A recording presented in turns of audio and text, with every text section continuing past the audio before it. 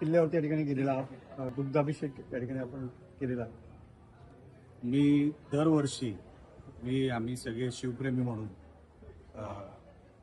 सिंधुदुर्ग किल्ल्यावर छत्रपती शिवाजी महाराजांच्या मंदिरावर जाऊन त्यांचं दर्शन घेतो, नतमस्तक होतो. सिंधुदुर्ग किल्ल्यावर महाराजांचं मंदिर आहे, तिकडे जाणं, त्यांचं दर्शन घेणं हे दरवर्षी आम्ही करत असतो. शिवजयंती ही मोठ्या प्रमाणामध्ये साजरी होते आपल्या महाराष्ट्रामध्ये, तसंच आपल्या जिल्ह्यामध्ये, आपल्या ह्या मालवण तालुक्यामध्ये. छत्रपती शिवाजी महाराज हे आमचं दैवत आहे, आपल्या सगळ्यांचंच. आणि म्हणून हा फक्त दिवस नाही, तर हा उत्सव म्हणून साजरा झाला पाहिजे. त्या उद्देशाने आम्ही सगळे महाराजांचं दर्शन घेण्यासाठी इथे येतो दरवर्षी. तर आज शिवजयंती आहे, मात्र राहुल गांधींनी एक ट्विट केलं होतं आणि श्रद्धांजली वाहिली. इकडे होतो.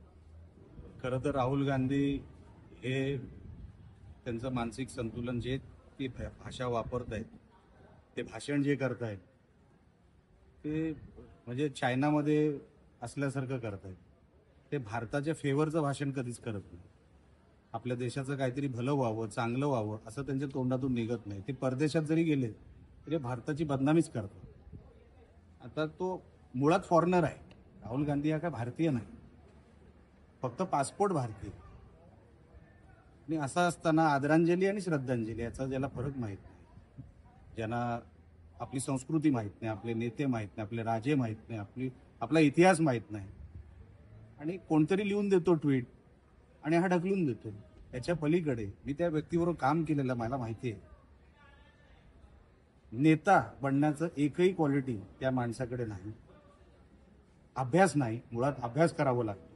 कुठलीही गोष्ट कोण पोटापासून, कोण जन्मापासून कोणाला माहीत नसतं, पण नंतर अभ्यास करावा लागतो. या सगळं तर राजकारणात आहे तर 24 तास अलर्ट राहावं लागतं. असं कुठलीच क्वालिटी नसल्यामुळे उलट त्यांनी आमच्या महाराजांचा अपमान केला. काँग्रेस पक्षाने माफी मागायला पाहिजे, राहुल गांधींनी त्यावर माफी मागितली पाहिजे.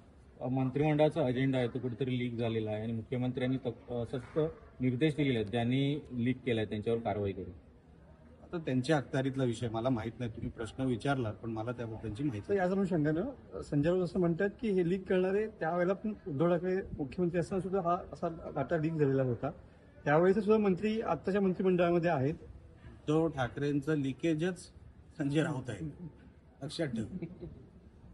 त्या माणसालाच लिकेज लागलेली आहे, म्हणून त्यांच्याकडून लिकेजच्याच वार्ता निघणार, काही वेगळं काय निघू शकत नाही. Okay sir, thank you.